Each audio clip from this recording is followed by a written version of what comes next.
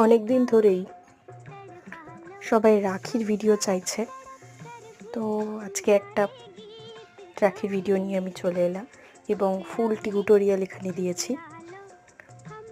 রাখি বানানো তো অনেক ইজি, তবে ক্লে দিয়ে রাখি আমি প্রথমবার বানালাম। তবে এটাই যে শেষ এরকম না, আমি আরও রাখির ভিডিও আছে, সবাই দেখতে থাকুন। আর এই রাখির এই দড়ি বা জুয়েলারি যেগুলো দড়ি লাগানো খুবই প্রবলেমেটিক, অনেকেই পারেন না, তো সেই জন্য এই জিনিসটা আমি দেখিয়ে দিলাম কিভাবে দড়িটা আটকাতে হবে।